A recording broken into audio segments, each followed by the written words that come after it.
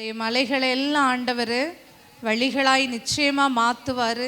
நம்முடைய பாதையெல்லாம் செவ்வைப்படுத்துவாருங்கிற நம்பிக்கையோடு கூட ஆண்டவருக்கு இன்னைக்கு என்ன பேச விரும்புகிறாருங்கிறத செவி கொடுத்து கேட்போம். இன்றைக்கு ஆண்டவர் நம்மோடு கூட பேச இருக்கிற விஷயம் என்னன்னா, 1 யோவான் 4ஆம் அதிகாரம் 6வது வசனம். 1 யோவான் 4ஆம் அதிகாரம் 6வது வசனம். நாமோ கடவுளை சார்ந்தவர்கள், கடவுளை அறிபவன் நமக்கு செவி சாய்க்கிறான்.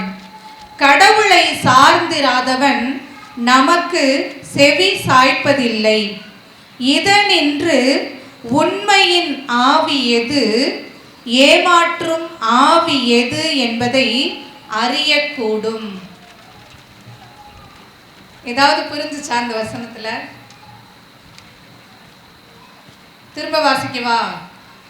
நாம் யாரை சார்ந்திருக்கிறோமா? நாமோ கடவுளை சார்ந்தவர்கள், கடவுளை அறிபவன் நமக்கு செவி சாய்க்கிறான். நாம் கடவுளை சார்ந்திராதவன் நமக்கு செவி சாய்ப்பதில்லை. இதனின்று உண்மையின் ஆவி எது, ஏமாற்றும் ஆவி எது என்று அறியக்கூடும். பைபிள்லே கொடுத்திருக்கு, நாமோ கடவுளை சார்ந்தவர்கள். கடவுளை சார்ந்தவர்கள்னா என்ன சொல்றாரு? நமக்கு செவி சாய்க்கிறான். கீழ்ப்படுகிறது, அவருடைய வார்த்தைகளை கேட்கிறது. செவி சாய்க்கிறதுனா கடவுளை சார்ந்திராதவன் நமக்கு செவி சாய்க்கிறது இல்லை. இதனால என்ன தெரிஞ்சுக்கலாமா? உண்மையின் ஆவி எது, ஏமாத்துற ஆவி எதுன்னு தெரிஞ்சுக்கலாமா? இப்போ நம்ம எத்தனை வருஷமாக க்ளோரியா மினிஸ்ட்ரியில் இருக்கிறோம்? எத்தனை வருஷமாக இருக்கோம்? 10 வருஷமாக இருப்போமா? நம்மக்கிட்ட ஏதாவது ஒரு மாற்றம் இருக்கா? இல்லை சும்மா ஆண்டவர்கிட்ட வந்து ஆண்டவரே ஆண்டவரேன்னு உட்காந்துருக்கோமா? நம்மக்கிட்ட இருக்கிறதெல்லாம் உண்மையின் ஆவியா, ஏமாற்றுகிற ஆவியா? நீங்களே பதில் சொல்லுங்க. என்னிடத்தில் இருக்கிறது உண்மையான ஆவியா, ஏமாற்றுகிற ஆவியா? உண்மையின் ஆவியா? எப்படி சொல்றீங்க? கடவுளை நீங்க அறிஞ்சிருக்கீங்களா? அவரை சார்ந்து இருக்கீங்களா?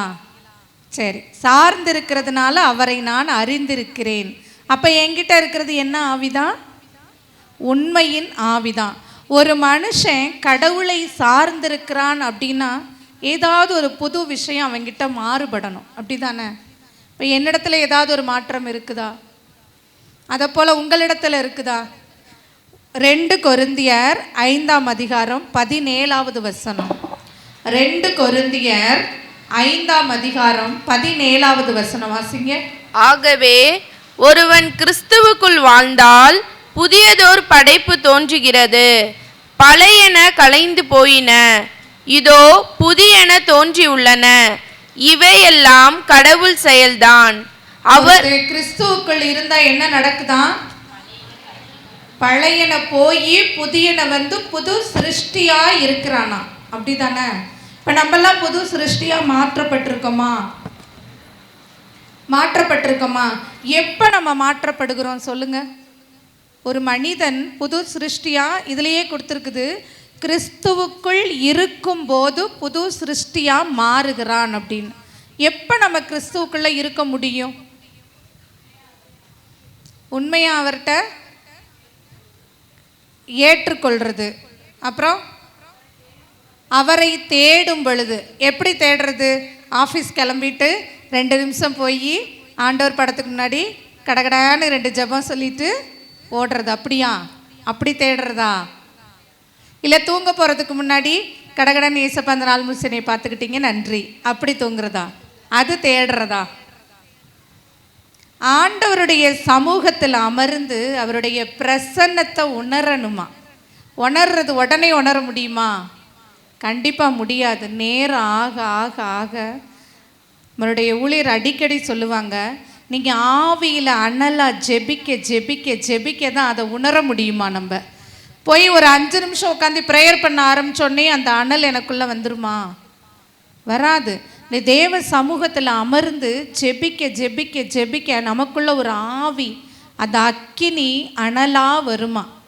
அப்போ நீ எப்பெல்லாம் ஆண்டவருடைய சமூகத்தில் ஆண்டவருடைய பிரசன்னத்தில் அமர்ந்து ஜெபிக்கிறீங்களோ அதுதான் ஆண்டவரை சார்ந்து கொள்ளுறதுக்குரிய அடையாளம். அப்படிதானே? ஆண்டவரை சார்ந்து கொள்ளக்கூடிய அடையாளம்.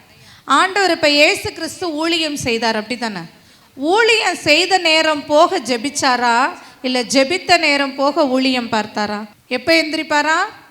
அதிகாலையில் போய் ஆண்டவருடைய அந்த பிதாவுடைய சமூகத்தில் அமர்ந்து ஜெபிப்பாராம். அப்படியே தனிமையில் ஜெபிப்பாராம். தனிமையில் ஜெபிக்க ஜெபிக்க ஜெபிக்க அவருக்குள்ள அந்த பலன் கிடைக்கிறத அவருக்கு தெரியுது. அப்போ ஆண்டவரே என்ன செய்கிறாருன்னா, நேரம் கிடைக்கிறப்ப ஜெபிக்கலை, ஜெபிக்கிறதுக்கான நேரத்தை கண்டுபிடிச்சு ஆண்டவருடைய சமூகத்தில் அமர்ந்து ஜெபித்து ஜெபித்து ஜெபித்து அந்த பிரசன்னத்தில் நிறைந்து அதுக்கப்புறமா தான் ஊழியம் பார்த்தாராம். ஆண்டவராகிய இயேசு கிறிஸ்துவே அப்படி இருக்கும் பொழுது நம்மெல்லாம் எம்மாத்திரம் சொல்லுங்க. நம்ம சாதாரணமாக ப்ராக்டிக்கலாக பேசுவோம், நாங்கள்லாம் ஊழியர்கள் அப்படின்னு சொல்கிறோம், அப்படி தானே? என்னையும் சேர்த்து தான் சொல்கிறேன்.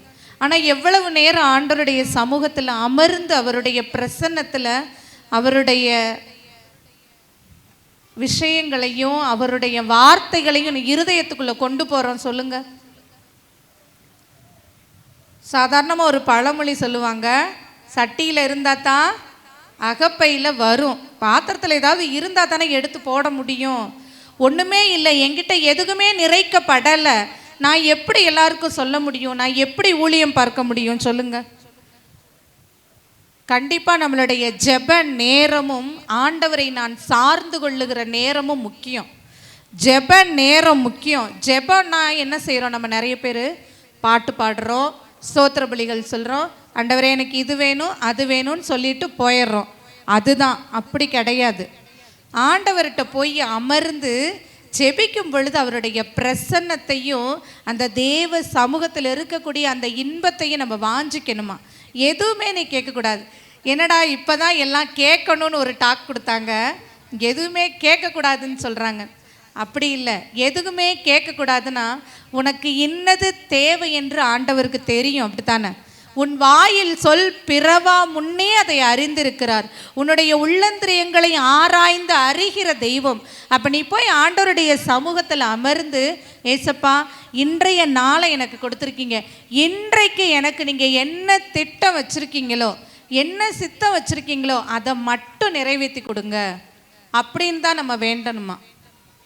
பொதுவாக நம்ம தேவைகளுக்காக கேட்குறோம், ஞானம் வேணும், நல்ல அறிவு வேணும், குடும்பத்தை நடத்துறதுக்கு தேவையான எல்லா காரியங்களும் வேணும் ஆண்டவரேன்னு கேட்குறோம். ஆனால் அதை விட ஆண்டவரே உம்முடைய சித்தத்தின்படி நான் நடக்கணும், எனக்குன்னு நீங்கள் என்ன திட்டம் வச்சுருக்கீங்களோ அதன்படி நான் நடக்கணும்னு கேட்கணுமா. கேட்குறோமா? நம்ம கேட்குறோமா? கேட்கணும் இனிமே. சரி, இப்போ எனக்கு ஏதாவது ஒரு பிரச்சனைனா, இப்போ நம்ம சாதாரணமாக ஒரு பிரச்சனை எனக்குன்னா உடனே நமக்கு யார் நினைவுக்கு வருவா? யார் நினைவுக்கு வருவா? சாதாரணமாக ப்ராக்டிக்கலாக பேசுவோம். நம்ம யாராவது ஒரு ஃப்ரெண்டுக்கிட்ட ஃபோன் பண்ணி சொல்லுவோம். ஆனால் என் கூடவே இருக்கிறது யார்? ஏசப்பா தான். நிறைய பிள்ளைங்க ஆண்டவர்கிட்ட சொல்லுவோம், கண்டிப்பாக சொல்லுவோம். ஆனால் சாதாரண இந்த உலகத்தில் எல்லாரும் என்ன நினைப்பாங்கன்னா, யாராவது ஒரு ஃப்ரெண்டுக்கிட்ட சொன்னால் நல்லாயிருக்கும், அம்மாட்ட சொன்னால் நல்லாயிருக்கும், அப்பாட்ட சொன்னால் நல்லாயிருக்கும், நம்ம சொந்தக்காரங்கள்ட்ட சொன்னால் நல்லாயிருக்கும். ஆனால் ஏசப்பா என் கூடவே இருக்கிறாரு. என் கூடவே இருக்கிறவர் எப்போதும் நமக்கு ஞாபகமே வராது. ஞாபகமே என்ன செய்யாது? வராது. நம்ம அப்படி பழகிறதும் கிடையாது. இப்போ நம்ம எதில் இருந்து வந்தோமோ அதனோட சார்ந்து இருந்தால் தான் நம்ம பிழைக்க முடியுமா.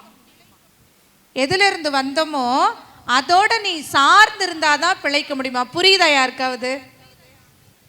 புரியுதா? புரியலை. புரிகிற மாதிரி சொல்கிறேன். இப்போ மீன் இருக்குது, மீன் இருக்குதா? மீன் எதில் உருவாச்சு? தண்ணீரில் தான் உருவாச்சு. இப்போ மீனை தண்ணிக்குள்ளேருந்து வெளியில் எடுத்துட்டோன்னு வைங்க, என்ன ஆயிரும்? செத்து போயிடும். ஏன்? அது தண்ணியில் தான் அதற்குரிய சுவாசம், உணவு எல்லாமே இருக்குது. தண்ணியில் தான் அது சார்ந்து இருந்துச்சு, தண்ணிக்குள்ளே தான் இருந்துச்சு, அது பிழைத்து வந்தது, அப்போ தண்ணிக்குள்ளேயே சேர்ந்து சார்ந்து இருக்கும் பொழுது தான் அது உயிர் வாழும். சரி, ஆண்டவர் வந்து ஆதியில் மரங்களை எல்லாம் எதில் படைச்சாரு? மரம் செடி கொடிகளை வார்த்தையால் படைச்சாரு. எங்கே உருவாக்குனாரு? நிலத்தில், அந்த பூமியில தான் உருவாக்குனாரு. சாதாரணமாக ஒரு செடியை வேரோடு அப்படி மண்ணை விட்டு பிடுங்கிட்டோன்னு வைங்க, என்ன ஆகும்? என்ன ஆகும்? என்ன ஆகும்? சத்தமாக சொல்லுங்க. அவ்வளோதான், காஞ்சு போயிடும். அப்போ மண்ணோட சேர்ந்து அந்த எங்கேருந்து உருவாச்சோ அந்த நிலத்திலிருந்து, அந்த மண்ணிலிருந்து அது வந்தது, அந்த மண்ணோட சேர்ந்து இருந்தால் தான் அது பிழைக்க முடியும். இப்போ நம்ம எங்கேருந்து வந்தோம்? மண்ணினால் ஆண்டவர் படைச்சு எதை நமக்கு கொடுத்தாரு? சுவாசத்தை, ஜீவ சுவாசத்தை ஆண்டவர் கொடுத்தாரு. யார்கிட்ட இருந்து நம்ம வந்திருக்கிறோம்? ஏசப்பாட்டிருந்து வந்திருக்கோம். ஏசப்பா கூடயே சார்ந்திருந்தா தான் நம்ம பிழைக்க முடியும். புரியுதா? மீன் தண்ணியோட சேர்ந்திருந்தா தான் பிழைக்க முடியும். மரம் பூமியோட சேர்ந்திருந்தா தான் பிழைக்க முடியும். மனிதனாகிய நான் ஏசப்பாவோட சார்ந்திருந்தால் மட்டும்தான் நீ பிழைக்க முடியும். இது நல்லா எழுதி வச்சுக்கோங்க. நீ என்னைக்கு ஏசப்பா விட்டு பிரிஞ்சு போறியோ, இந்த உடம்பு வேணா உசுரோட இருக்கலாம், ஆனால் நீ செத்து போயிட்டேன்னு நினச்சிக்க. அதுதான் உண்மை. சரிங்களா? சரி, ஆண்டவர் இந்த இன்பவனத்தை படைச்சு மனிதன் அதில் உட்கார வச்சுருந்தார், ஆதாம. அப்போ அந்த ஆதாம் ஆண்டவரோடு இருந்தப்ப ஆண்டவர் டெய்லி அவனை பார்க்க வர்றாரு சாயந்தரத்தில். அப்படி தானே? வந்து பேசுகிறாங்க. என்ன பேசியிருப்பாங்க? ஆண்டவரும் ஆதாமும் என்ன பேசியிருப்பாங்க? உனக்கு இந்த இடம் பிடிச்சிருக்குதா? இந்த செடியில் பூ பூத்துச்சா? காய் காய்ச்சிச்சா? சரி. அப்போ வந்து ஆதாம் சொல்கிறாரு, ஏசப்பா இந்த செடிக்கு தண்ணி ஊற்றிட்டே இருக்கிறேன், அது ஒன்றும் வளர்கிற மாதிரி தெரியல ஏசப்பா, என்ன செய்யட்டும் அப்படின்னு. உடனே ஆண்டவர் சொல்கிறாரு, இன்னும் 4 நாள் தண்ணி ஊற்றுடா, வளர்ந்துரும் அப்படின்னு சொல்லுவார் அம்மா. அப்படி தானே? அது போல தான் நம்மளும் ஆண்டவரோட இல்லைங்கிறதுக்காக என்ன செஞ்சிட மாட்டார்? நம்மளைய என்ன செஞ்சிட மாட்டார்? விட்டுற மாட்டார். டைம் கொடுத்துக்கிட்டே தான் இருக்கிறாரு. எத்தனை வருஷம்? 1 வருஷம், 2 வருஷம், ஜெப மாநாடு 2002, 2003, 2024 வந்துருச்சு. 2024 வந்துருச்சு. இன்னும் விட்டு வச்சுக்கிட்டே தான் இருக்கிறாரு. ஆனால் ஒரு நாள் திடீர்னு தோட்டக்காரனை அனுப்பி பார்க்க சொல்ல போகிறாரு. ஏதாவது பிரயோஜனம் இருக்குதான்னு பாருப்பா, இல்லைனா என்ன செஞ்சிரு, வெட்டி சும்மா போடாத, எங்கே போட்டுற சொல்லுவார், தீயில போட்டுருன்றுவார். அவ்வளோதான். அப்போ நம்ம இந்த ஆதாம் வந்து ஆண்டவரோட இணைந்து இருந்தப்ப இன்பவனத்தில் இருந்தான், சந்தோஷமாக இருந்தார். ஆண்டவரை விட்டு எப்போ பிரிஞ்சு போனாரோ முட்கள் நிறைந்த வாழ்க்கை அவருக்குள்ள. உண்மையா இல்லையா? முட்கள் நிறைந்த வாழ்க்கை. சரி, நம்ம ஆண்டவருடைய சமூகத்தில் அமர்ந்து, நான் பாவி தான், ஆனால் ஆண்டவருடைய சமூகத்தில் அமர்ந்து நான் ஜெபிக்கும் பொழுது, நீ பாவி, நான் குற்றம் செஞ்சுட்டேன், அந்த உணர்வோடு நீ போகாத, நான் ஏசப்பாவுடைய பிள்ளை. இப்போ என்னோட பையன் இருக்கான் அப்படின்னா, அவன் என்ன தான் சேட்டை செஞ்சாலும், நல்ல பிள்ளையாக இருந்தாலும் இல்லாட்டினாலும் என் பிள்ளை தான். அதை மாற்ற முடியுமா யாராலையாவது? அதே போல தான் ஆண்டவர், நீ பாவின்னு நல்லா தெரியும், நான் பாவின்னு நல்லா தெரியும், ஆனால் அவர் எந்த குவாலிஃபிகேஷனையுமே எதிர்பார்க்கல. ஒன்றே ஒன்று, நீ அவரை சார்ந்து கொள்ளணும். என்ன செய்யணும்? நீ சார்ந்து கொள்ளணும், அவ்வளோதான். ஆண்டவர் வந்து இந்த மத்தேயு 17வது இதில் வாசிக்க வேண்டாம்னு சொல்கிறேன். 17ஆம் அதிகாரத்தில் 1லேருந்து 13 வரைக்கும் 3 சீடர்களோடு அந்த மலை மேலே போகிறாரு. அப்போ அவங்க வந்து தூங்கிக்கிட்டே ஜெபம் பண்ணுறாங்க, செய்கிறாங்க. ஆனால் திடீர்னு ஆண்டவருடைய இந்த மகிமை இறங்கும் பொழுது என்ன ஆகுது? அவங்களால பார்க்க முடியல. ஆண்டவர் என்ன செய்ய முடியல? பார்க்க முடியல. அதே போல தான் நம்மளும் போய் ஆண்டவருடைய சமூகத்தில் அமரும் பொழுது ஏதோ மனசுக்குள்ள ஒரு கஷ்டம், கவலை இருக்கிற மாதிரி இருக்கும். ஆனால் நீ ஜெபிக்க ஜெபிக்க ஜெபிக்க நமக்குள்ள என்ன நடக்கும்? அந்த ஆவியானவர் அக்கினி வடிவாய் இறங்கும் பொழுது உன்னுடைய எல்லா காரியங்களுக்குள்ள ஒரு மாறுதல் கிடைக்கும். நீ ஆண்டவரை சார்ந்து கொள்ளும் பொழுது தேவனை அறிந்து கொள்கிறாய். அதை அறிய முடியாதபடிக்கு நமக்கு தடையா 3 காரியங்கள் இருக்குது. சாதாரணமாக நான் ஆண்டவரை சார்ந்து கொள்ளக்கூடிய காரியங்கள் என்னென்ன? சார்ந்து கொள்ளணும்னா நான் என்ன செய்யணும்? 1, பாவம் செய்யாமல் இருக்கணும், ஆசீர்வாதமான ஒரு வாழ்க்கை வேணும். அப்படி தானே? அப்படி இருந்தால் தான் நான் ஆண்டவரை சார்ந்து இருக்கிறேங்கிறதுக்கு அடையாளம். எல்லா பாவமும் செஞ்சுக்கிட்டு நான் ஆண்டவரை நம்புகிறேன், விசுவசிக்கிறேன், அவரை தான் ஏற்றுக்கொள்கிறேன், அவரை நான் அறிஞ்சிருக்கிறேன், அவரை நீ அறிந்திருந்தேன்னா ஆண்டவருடைய சத்தத்துக்கு நீ செவி கொடுப்ப. இல்லைன்னா செவி கொடுக்க மாட்டேன். உன்னுடைய வாழ்க்கையே அது தெரியுமா? உன்னுடைய வாழ்க்கையை பார்த்தாலே தெரியுமா நீ ஆண்டவரை அறிந்திருக்கிறியா, அவருடைய வார்த்தைக்கு செவி கொடுத்திருக்கிறியா அப்படிங்கிறது. எப்படி நம்ம தெரிஞ்சுக்க முடியும் சொல்லுங்க? எப்படி நம்ம தெரிஞ்சுக்க முடியும்? பாவத்தை முதல்ல ஜெயிக்கணுமா? நம்ம ஜெயிக்க முடியுமா? நம்ம பாவத்தை எப்படி ஜெயிக்க முடியும்னா, ஆவியானவரால் மட்டும்தான் நமக்குள்ள இருக்கிற அந்த பாவத்தையும் அந்த விருப்பங்களையும் ஜெபிக்க முடியுமா, ஜெயிக்க முடியுமா? அப்படிதானே? நீங்கள் ஜெபிக்க ஜெபிக்க ஜெபிக்க அந்நிய பாஷையில் ஜெபிக்கும் பொழுது தான் என்ன கிடைக்கும்? அந்த விடுதலை கிடைக்கும். யாரெல்லாம் உணர்ந்திருக்கிறீங்க? யாரெல்லாம் உணர்ந்திருக்கிறீங்க? அந்நிய பாஷை ஜெபிக்கும் பொழுது ஒரு தேவ சமாதானம் எனக்குள்ளே வந்திருக்குது, பாவத்தை நான் ஜெயிச்சிருக்கிறேன் அப்படின்னு யார் உணர்ந்திருக்கிறீங்க? அதை உணர்ந்திருக்கிறீங்களா? உணரணும். கண்டிப்பாக நம்ம ஆண்டவரை சார்ந்திருக்கிறோன்னா ஆண்டவரை அறிந்திருக்கிறோம். ஆண்டவரை அறிந்திருந்தா பரிசுத்த ஆவியானவரை பற்றி பிடித்து கொள்ளணும். பற்றி பிடித்து கொண்டால் நான் பாவத்தை விட்டு விடுவேன், பாவத்தை ஜெயித்து விடுவேன். அதுதான் உண்மை. இப்போ இந்த பாவங்கள்லாம் என்னென்ன பாவங்கள் நம்மளை ஆண்டவரோட சார்ந்து இருக்க விடலைன்னா 1 யோவான் 2:16 3 காரியங்கள் சொல்லியிருக்கு. 1 யோவான் 2:16 மாமிச இச்சை, கண்களின் இச்சை, ஜீவனத்தின் பெருமையா. இந்த 3 காரியங்களும் என்ன செய்து ஆண்டவரை நான் என்ன செய்ய முடியாம, சார்ந்து கொள்ள முடியாம என்னைய பிரித்து வச்சிருக்குதான். எப்படி சொல்லுங்க? இப்போ நான் அதிகாலையில் எந்திரிச்சு ஜெபிக்கணும்னு நான் ஆசைப்படுறேன். ஆனால் இந்த மாமிசத்தினுடைய இச்சை என்ன?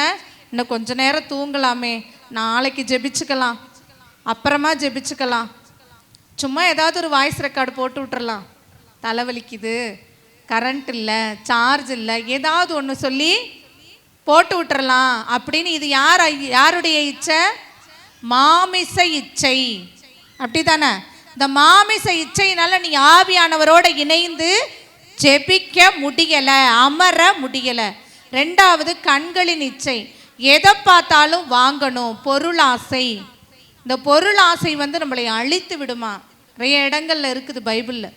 பொருளாசை இந்த கண்களின் இச்சை என்ன செய்யுமா? ஆண்டவரோடு நம்மளைய இணையவே விடாது. அப்போ இந்த காரியங்களெல்லாம் நம்ம எப்போ விட முடியும்னா, ஆண்டவரை சார்ந்திருக்கிறேன்னு சொல்லி வெறுமனே வாயில் சொல்கிறதில்ல, என்ன செய்யணும்? ஜெபிக்கணும். டெய்லி உட்காந்து ஜெபிக்கணும், அந்நிய பாஷையில் பேசணும். இப்போ நான் குஜராத்துக்கு போகிறேன் சரியா? அங்கே போயிட்டு எனக்கு ஏதாவது ஒன்று வேணும்னா அங்கே உள்ள பாஷையில் பேசினாதான் கிடைக்கும். நீ போய் எனக்கு சாப்பாடு வேணும், டீ வேணும்னு கேட்டால் யாராவது உன்னை கண்டுக்குவாங்களா? அந்த ஊரில் தெரியாது, ஏதாவது சொல்லிட்டு போயிடுவாங்க, அவ்வளோதான். ஆனால் இதே அந்த குஜராத்தில் என்ன லாங்குவேஜ் பேசுகிறாங்களோ அதே லாங்குவேஜில் நீங்கள் கேட்டிங்கன்னா உடனே கிடைக்கும். இதை நல்லா ஞாபகம் வச்சுக்கோங்க. பரலோகத்தின் பாஷை அந்நிய பாஷை, அக்கினி பாஷை. நீ அந்த பரலோகத்தின் பாஷையை பேச பேச பேச பரலோகத்திலிருந்து உனக்கு ஆசீர்வாதங்கள் வந்துக்கிட்டே இருக்குமா. நீ அந்நிய பாஷை பேசும் பொழுது ஆவியானவர் உனக்கும் தெரியாத காரியங்களை ஆண்டவர்கிட்ட விண்ணப்பம் செய்கிறாராம். அப்படி தானே? அப்போ நீங்கள் ஜெபிக்க ஜெபிக்க ஜெபிக்க ஆண்டவரை சார்ந்து கொள்றீங்க, ஆண்டவரை அறிந்து கொள்றீங்க. அப்போ தான் உங்களுக்குள்ள அந்த உண்மையான ஆவியானவர் இருக்கிறார் என்பதை நம்ம என்ன செய்ய முடியுமா? உணர முடியும்.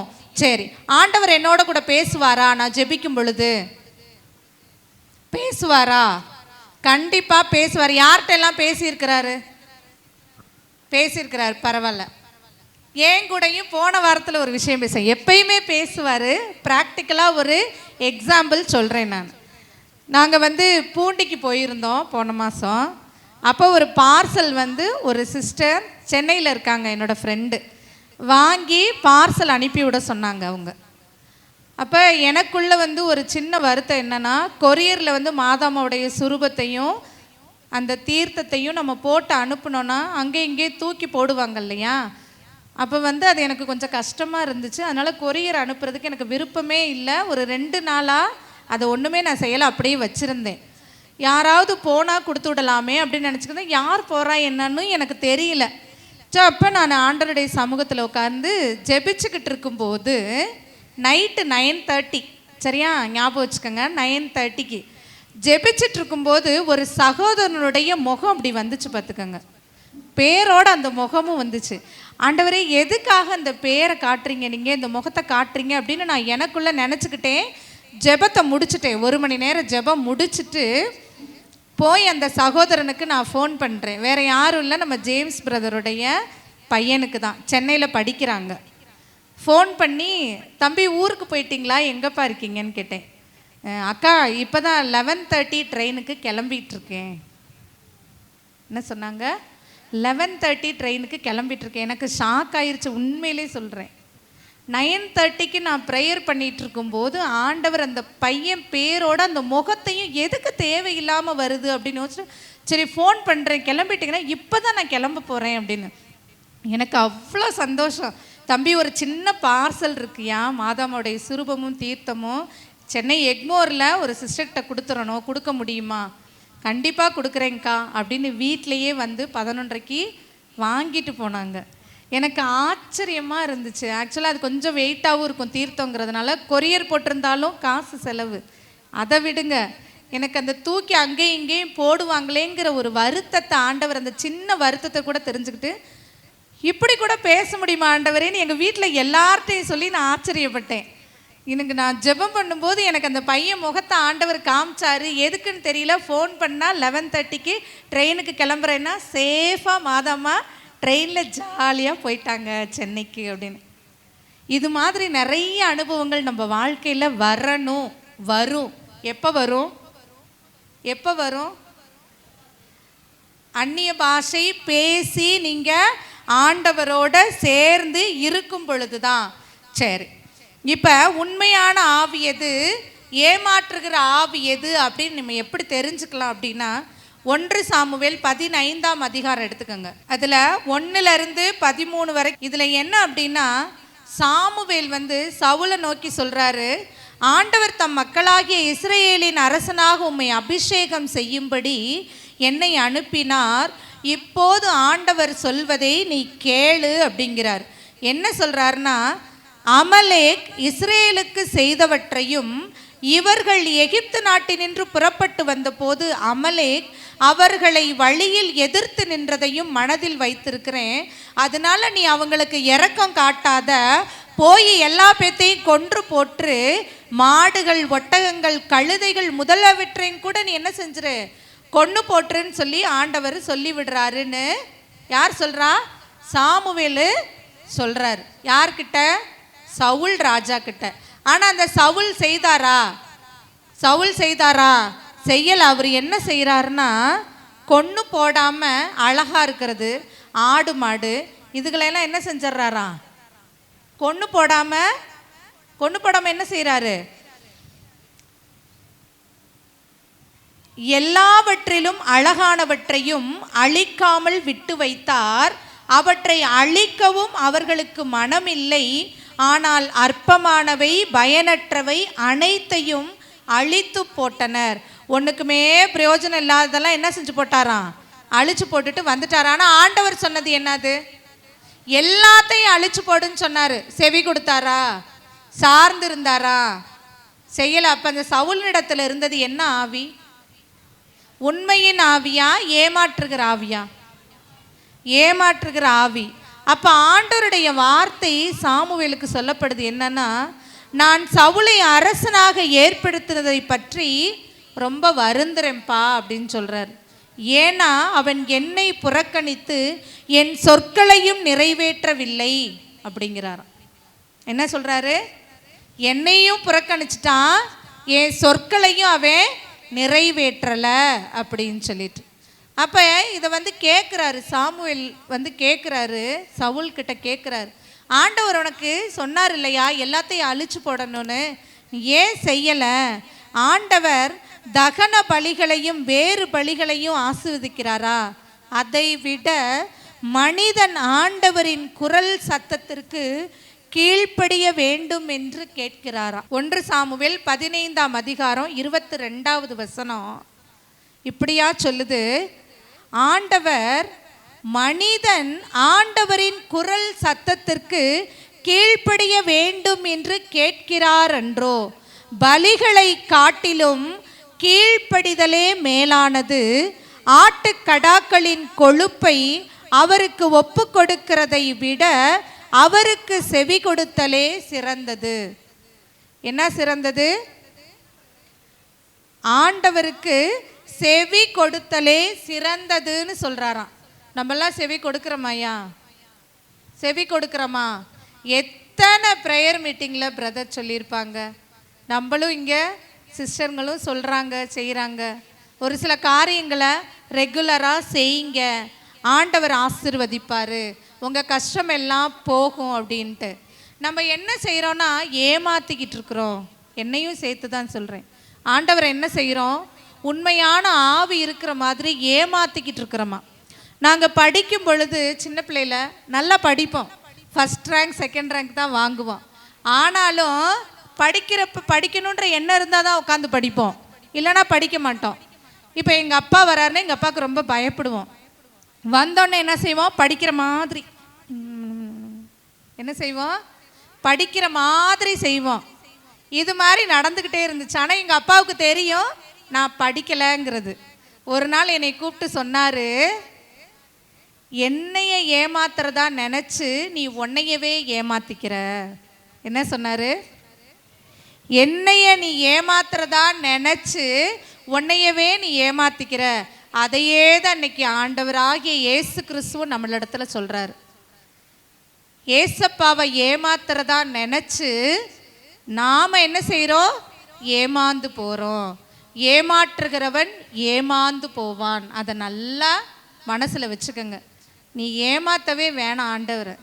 உங்ககிட்ட என்ன இருக்குதோ ஆண்டவரே, ஆண்டவருடைய சமூகத்தில் உட்காந்து, அப்பா எங்களுக்கு உங்களை விட்டால் வேறு யாரும் இல்லை, எளிமையான வார்த்தைகளில் ஜெபிங்க, சொல்லுங்க. ஒவ்வொரு நாளும் ஆண்டவருடைய சமூகத்தில் அமர்ந்து ஜெபித்து அவரை நீ சார்ந்து கொள்ளும் பொழுது அவரை நீ அறிந்து கொள்வாய்.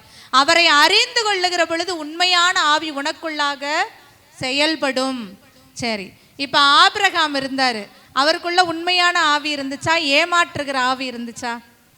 உண்மையான ஆவி அவரிடத்துல இருந்தது. அதே ஆவி ஈசாக்குக்குள்ள இருந்தது. ஆண்டவர் ஆசீர்வதித்தார். அதே ஆவி யாக்கோப்புக்குள்ளேயும் இருந்தது. சரி, இந்த ஈசாக்குக்கு 2 பசங்க இருந்தாங்க இல்லையா? யாக்கோப்பு, ஏசா இருந்தாங்க. இப்போ யாருக்கு அந்த ஆசீர்வாதங்கள், தகப்பனுடைய ஆசீர்வாதங்கள் வேணும்னு அந்த அம்மா நினைச்சாங்க? யாக்கோப்புக்கு வேணும்னு நினைச்சாங்க. அதற்குரிய தயாரிப்புகளை யார் செய்தா? அம்மா தான் செஞ்சாங்க. ஏசாவை போலவே உடை அணிந்து விடுறாங்க, சமைச்சு கொடுக்குறாங்க, நீ போய் அப்பாட்ட ஆசீர்வாதத்தை வாங்கிக்கன்னு சொல்லிட்டு.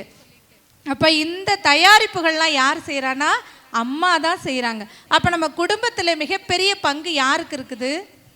அம்மாவாகிய நமக்கு தான் இருக்குது.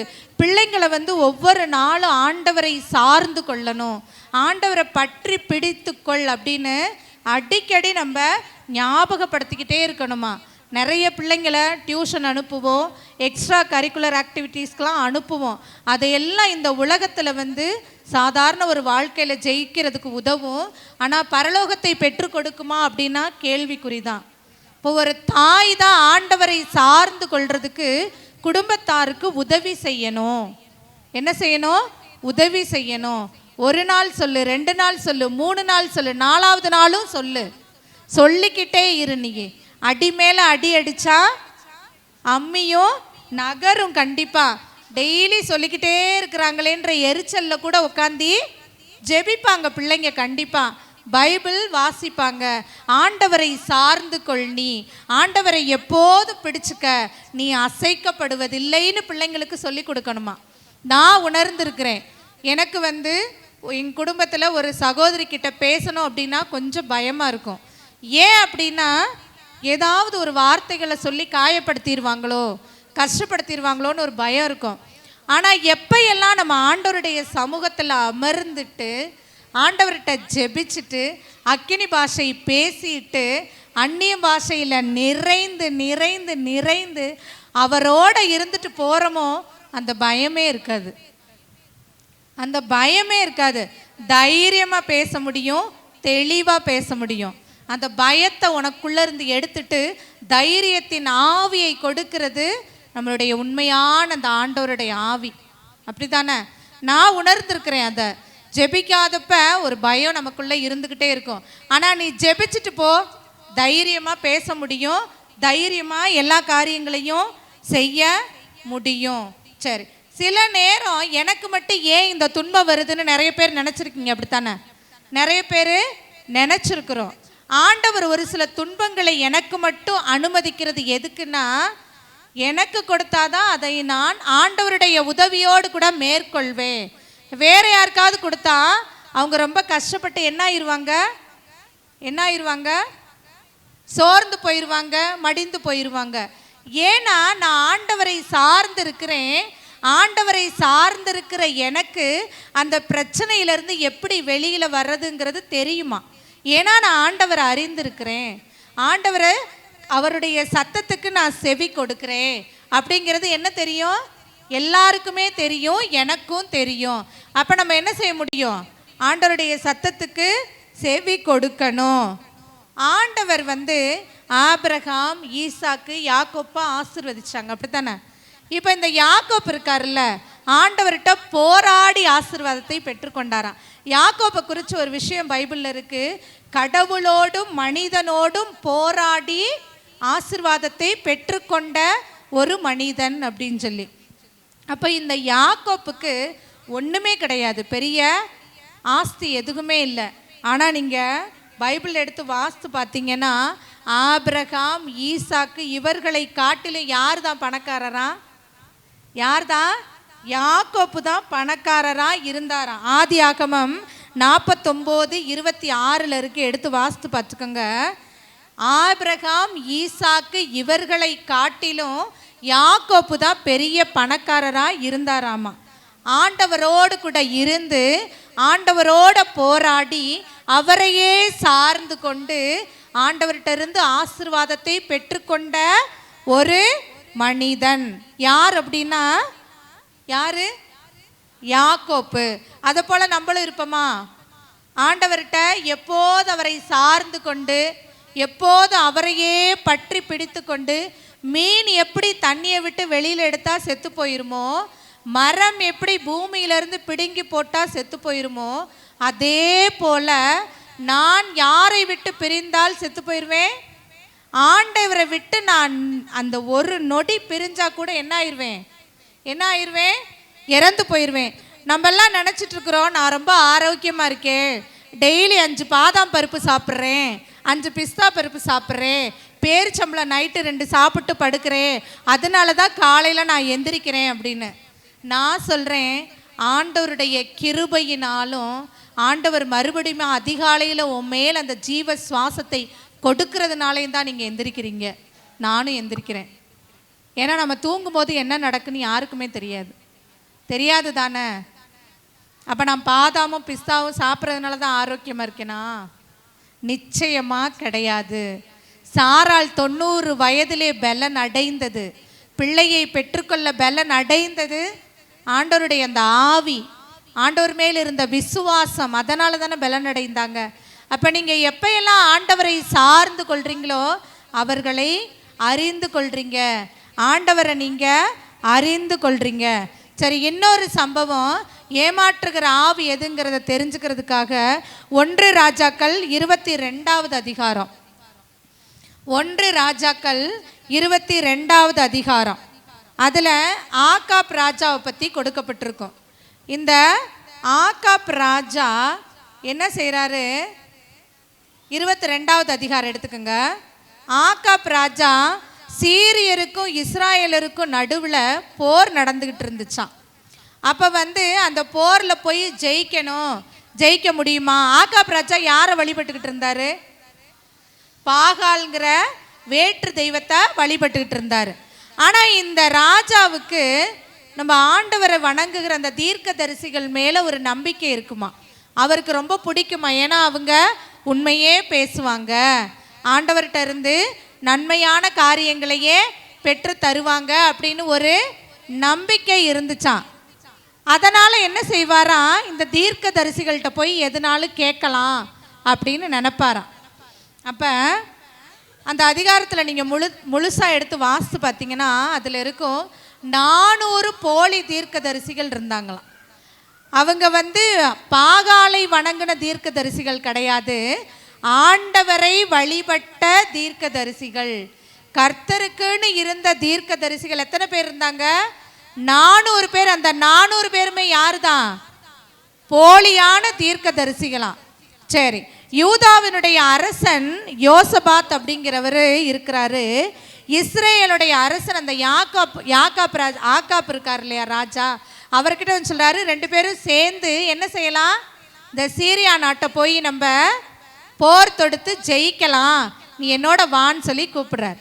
அப்போ இந்த யோசபாத்து கேட்குறாரு ஆகாப் ராஜா கிட்ட, இந்த தீர்க்க தரிசனம் சொல்கிறதுக்கு யாராவது இருக்காங்களா அப்படின்னு கேட்கும்போது 400 தீர்க்க தரிசிகள் இருக்கிறாங்க, அவங்க எப்பயுமே நல்ல காரியங்கள் நன்மையானதை தான் சொல்லுவாங்க, நம்ம போய் கேட்கலாம் அப்படின்னு போய் கேட்குறாங்க.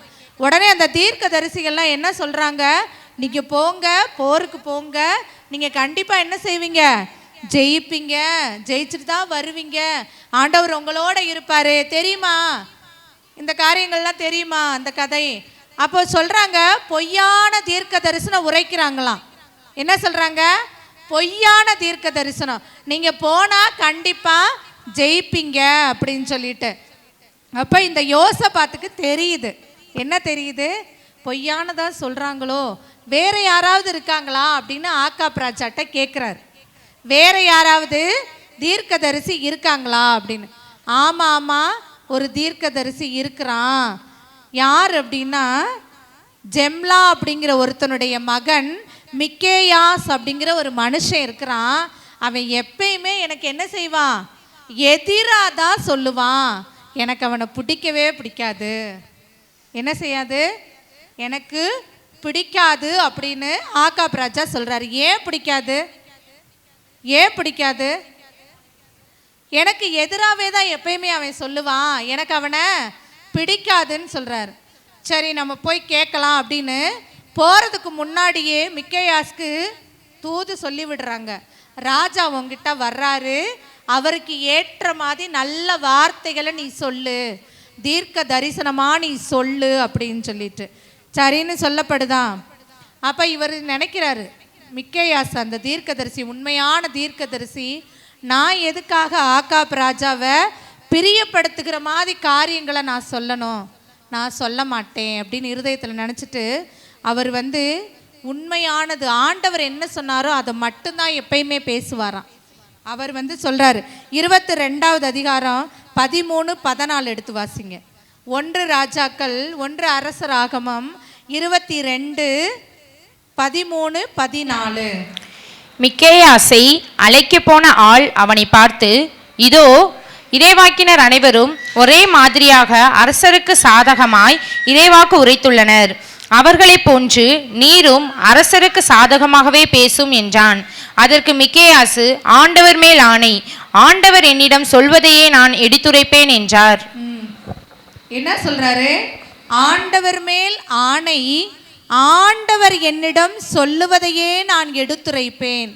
இன்னைக்கு எத்தனை தீர்க்கதரிசிகள் அப்படி இருக்கிறாங்க, மனுஷரை பிரியப்படுத்துகிறதற்கும் நமக்கு பிடிச்சமானவங்களை பிரியப்படுத்துகிறதற்கும் தான் என்ன செய்யுது, நமக்கு விருப்பமாக இருக்குது. ஆண்டவரை பிரியப்படுத்துகிறோமா, ஆண்டவரை பிரியப்படுத்துகிறோமா, என் உயிரே போனாலும் ஆண்டவரை மட்டும்தான் நான் பிரியப்படுத்துவேன்னு எத்தனை பேர் இருக்கிறோம் சொல்லுங்க, எத்தனை பேர் இருக்கிறோம்.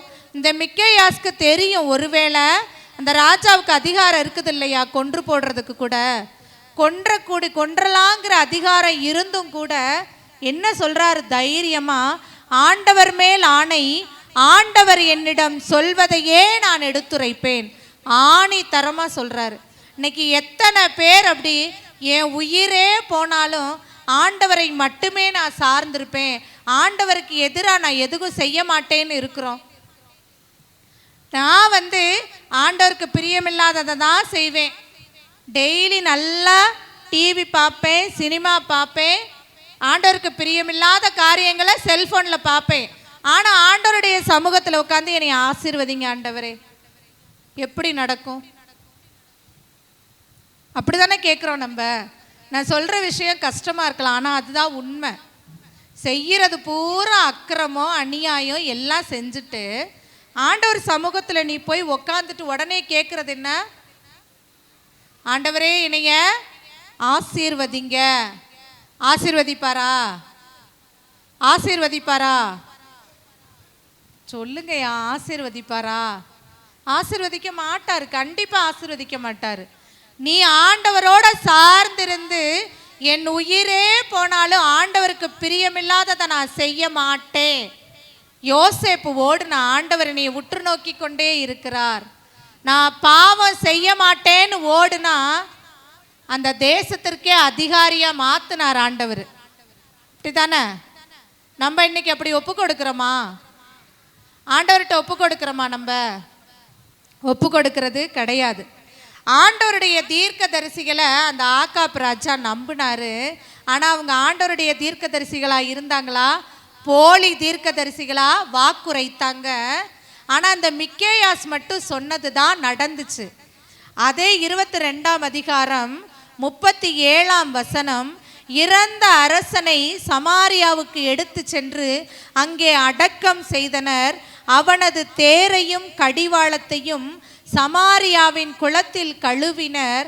அப்போது ஆண்டவரின் வாக்கின்படியே நாய்கள் அவனது இரத்தத்தை நக்கின. வாக்குரைத்திருந்தாராம். ஆண்டவருடைய இந்த உண்மையான ஆவி இதை சொல்லி இருந்துச்சு. ஆனால் அதை ஏத்துக்கிறதுக்கு அந்த ராஜாவுக்கு மனசு இல்லை. இந்த 400 தீர்க்கதரிசிகளும் அந்த ராஜாவை பிரியப்படுத்துகிறதற்காக சொன்ன காரியங்கள் மட்டும்தான் அவனுக்கு பிடிச்சிருந்துச்சு. நீங்கள் போங்க ஜெயிப்பீங்க, போங்க ஜெயிப்பீங்கன்னு அந்த ராஜாவை பிரியப்படுத்துகிற மாதிரி பேசின வார்த்தை தான் பிடிச்சிருந்துச்சு. ஆனால் இந்த உண்மையான தீர்க்கதரிசி சொன்ன வார்த்தைகள் என்ன இல்லை, பிடிக்கலை. ஆனால் அதுதான் நடந்துச்சு. ஏன்னா அது யார் கொடுத்த வாக்கு? ஆண்டவரின் வாக்கின்படியே நாய்கள் அவனது இரத்தத்தை நக்கினேன்னு கொடுத்துருக்குது.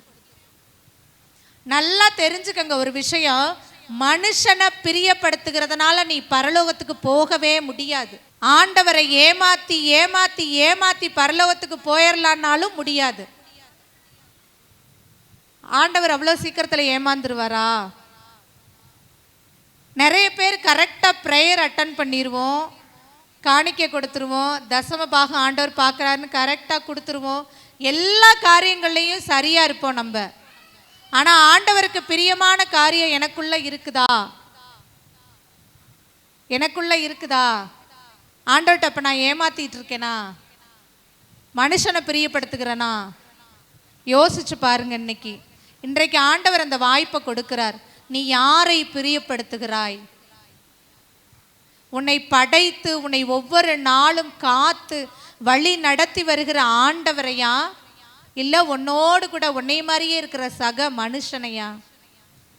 சில நேரம் பிரதர்கிட்ட நம்ம ஏதாவது ஒரு விஷயம் கேட்கும் பொழுது அவர் சொல்லுகிற காரியம் நமக்கு கொஞ்சம் கஷ்டமாக இருக்கும். நம்மளால் ஏற்றுக்க முடியாது ஒரு சில விஷயங்கள். ஆனால் அது உண்மை. ஆண்டவர் உரைத்த விஷயங்களை தான் நமக்கு தெரியப்படுத்துகிறாங்க. அது நமக்கு கஷ்டமாக இருந்தாலும் ஏற்றுக்கிட்டு தான் ஆகணும். இதை செய்யணும்னா செய்யணும், செய்யக்கூடாதுன்னா செய்யக்கூடாது.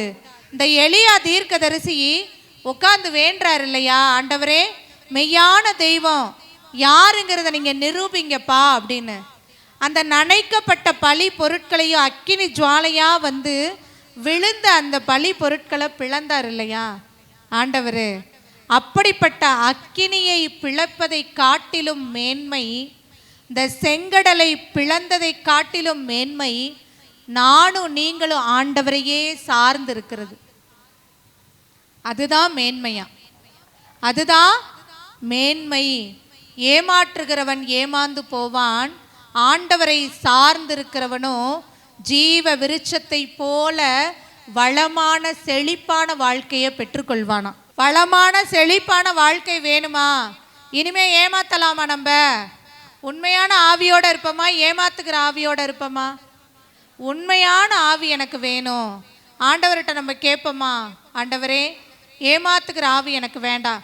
ஈஸியாக புரிகிற மாதிரி இன்னும் ஒரு காரியத்தை மட்டும் உங்களுக்கு சொல்கிறேன். யூதாஸும் சரி ராயப்பரும் சரி 2 பேருமே ஆண்டவருடைய சீடர்கள் தான். அப்படி தானே? 2 பேருமே ஆண்டவருடைய சீடர்கள். யூதாஸ் அந்த 30 வெள்ளி பணத்திற்காக ஆண்டவரை காட்டி கொடுத்தானா? ஆனா என்ன செய்தான்? எப்படி செத்து போனான்?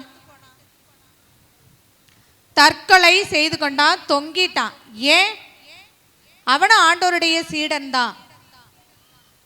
அவன் என்ன செஞ்சான்? நான் பாவம் செஞ்சுட்டேன்னு அந்த பாவத்தையே நினைச்சு அந்த பாவத்துக்குள்ளேயே தன்னுடைய வாழ்நாள் எல்லாம் கழிச்சு இந்த பாவம் என்ன செஞ்சிருச்சான்? குற்றப்படுத்தி அவனையே அழிச்சு போட்டுருச்சான். இதுதான் நம்ம வாழ்க்கையிலையும் நடக்குது. பாவம் செய்துட்டோம் அப்படின்னா அதை விட்டு வெளியில வந்துடணுமா? அதே போலதான் ஆண்டவருடைய இன்னொரு சீடர் யாரு? ராயப்பர் என்ன செஞ்சாரு? மறுதளிக்கிறதுக்கும் காட்டி கொடுக்கறதுக்கும் என்ன வித்தியாசம்? ஒன்று தானே. அவர் நேரடியா போய் கன்னத்துல முத்தமிட்டு காட்டி கொடுத்தாரு. இவர் தூரமா நின்னே எனக்கு தெரியாதுன்னு சொன்னார். அவ்வளவுதான், ஒரு வித்தியாசமும் இல்லை. ஆனா ராயப்பர் என்ன செய்தாரு? அதை உணர்கிறார். நான் பாவம் செய்துட்டேன் ஆண்டவரே, உங்களை நான் மறுதளிச்சிட்டேன்ப்பா, என்னைய மன்னிச்சிருங்கன்னு அவர் அழுது இந்த 2 இடத்துல அப்படியே ஓட மாதிரி பள்ளமாவே ஆயிருச்சான். ஆண்டவர் எப்படி அவர் ஆசீர்வதிச்சார்? பரலோகத்தின் திறவுகளை அவருடைய கரங்களில் கொடுத்தாராம். ஏமாற்றுகிற ஆவி உண்மையின் ஆவி. இந்த ஏமாற்றுகிற ஆவி உன்னைய பாவத்திலேயே விழ வைத்து, பாவத்திலேயே வாழ வைத்து உன்னைய அழிச்சு போட்டுரும். சுதாரித்து கொள்ளணும். பாவம் செய்கிறது மனித இயல்பு. ஆனால் அதிலிருந்து தூக்கி எடுக்கிறதுக்காகத்தான் ஆண்டவருடைய விலை மதிக்க முடியாத ரத்தத்தை சிந்தி இருக்கிறாராம். இப்போ நம்ம என்ன செய்யணும்? ஒவ்வொரு நாளும் அந்த மகா பரிசுத்த ரத்தத்தால் கழுவி நம்மளைய சுத்திகரித்து கொண்டு அந்த பாவத்திலிருந்து நம்ம எழுந்து வந்தோன்னா ரெட்டிப்பான ஆசீர்வாதம், செழிப்பான ஒரு வாழ்க்கை அது வேணும். அப்படின்னா ஆண்டவரை பற்றி பிடித்து கொள்ளணுமா? பிடிச்சுக்கலாமா? இன்னைக்கு பேசிய வார்த்தைகள் புரிஞ்சுச்சா உங்களுக்கு? ஆண்டவரையே சார்ந்து கொள்ளணும். ஆண்டவரையே என்ன செய்து கொள்ளணுமா? சார்ந்து கொள்ளுகிற பொழுதுதான் ஆண்டவரை நம்ம அறிந்து கொள்ள முடியும். ஆண்டவரை அறிந்து கொள்ளும் பொழுதுதான் உண்மையான ஆவியோட கூட நம்ம என்ன செய்ய முடியும்? வாழ முடியும். ஆண்டவரை விட்டு நம்ம பிரிஞ்சோம் அப்படின்னா செத்துருவோம். அதை ஞாபகத்தில் வச்சுக்கோங்க. சரியா? முழங்கால் படியிடுவோம். ஆண்டவர்கிட்ட இன்னைக்கு நம்ம கேட்போம், ஆண்டவரே எத்தனையோ நாட்கள் உம்மை விட்டு நான் பிரிந்து ஓடி இருக்கிறேன்ப்பா, உம்மை சார்ந்து கொள்ளாதபடிக்கு உங்களைய ஏமாத்தி இத்தனை நாட்களும் நான் வாழ்ந்துட்டேன். ஆண்டவரே என்னை மன்னிங்கன்னு சொல்லி கேளுங்க. ஏமாற்றுகிற ஆவியை என்னிடத்திலிருந்து எடுத்து போட்டு உண்மையின் ஆவியை எனக்குள்ள வைத்தருளு ராஜான்னு கேளுங்க. தாவீது ராஜாவும் பாவத்தில் விழுந்து போனார் தான். ஆனால் அவர் என்ன செய்கிறாரு? ஆண்டவரே நீரே என் பரிகாரியான கர்த்தர், எப்போது நான் கர்த்தரையே என் கண் முன்பாக வைத்திருக்கிறேன் அப்படின்னு சொல்லி ஆண்டவரையே பற்றி பிடித்து கொண்டாராம். அதனால் அவர் அசைக்கப்படவே இல்லை. ஏமாற்றுகிற ஆவியை என்னிடத்திலிருந்து எடுத்து போடுங்க ஆண்டவரே. அப்பா உண்மையான ஆவியை எனக்குள்ள வைத்தருளுன்னு கேளுங்க. உண்மையான ஒரு ஆவியோட கூட கேளுங்க. ஆண்டவர் நிச்சயமா நமக்கு கொடுப்பாரு. அந்த உண்மையின் ஆவியை, ஆண்டவருடைய ஆவியை நமக்கு கொடுத்து நம்மளை ஒவ்வொரு நாளும் வழி நடத்துவார், ஆசீர்வதிப்பார். ஆண்டவரை அறிந்து கொள்ளுகிற அறிவை எனக்கு கொடுங்கன்னு சொல்லி கேளுங்க. ஆண்டவர்கிட்ட இந்த நேரம் கேட்போம். நம்ம மகா பரிசுத்தமும் இரக்கமும் நிறைந்த எங்கள் தெய்வமே, அப்பா இயேசு சுவாமி தகப்பனே, இதோ இந்த நாளில் ஆண்டவரே கடவுளை சார்ந்து கொள்ளணும்னு சொல்லி ஆண்டவரே அப்பா உண்மையே பற்றி பிடித்து கொள்ளணும், உண்மையான ஆவியோடு கூட இருக்கணும்னு சொல்லி ஆண்டவரே நீங்கள் எங்களுக்கு சொல்லி கொடுத்துருக்கிறீங்க ராஜா. என்னுடைய இருதயத்தில் எழுதி ஆண்டவரே ஒவ்வொரு நாளும் உண்மையே பற்றி பிடித்து கொள்ளக்கூடிய பிள்ளைகளாக ராஜா எங்களை நீங்கள் வழி நடத்துங்க பா, எங்களை ஆசீர்வதிங்க. எங்களை ஒவ்வொரு நாளும் ஆண்டவரே உம்முடைய சித்தத்தின்படி உம்முடைய விருப்பத்தின்படி எங்களை நடத்துங்கன்னு சொல்லி கேளுங்க. ஆண்டவர்கிட்ட பாவ மன்னிப்பு கேட்டு ஆண்டவருடைய அபிஷேகம் நம்மளுக்குள்ள வைத்தாயிற்று. ஆண்டவர் நமக்கு ஒரு அபிஷேகத்தை கொடுத்துருக்கிறாரு. அந்த அபிஷேகத்தை நான் காத்து கொள்ளணும், அந்த அபிஷேகத்திலேயே ஒவ்வொரு நாளும் நான் வாழணும் அப்பா. நான் ஏமாந்து போகாதபடிக்கு அப்பா உம்மையே சார்ந்து கொண்டு உமக்கு பிரியமான ஒரு வாழ்க்கை வாழ என்னை ஒப்பு கொடுக்கிறேன்னு சொல்லி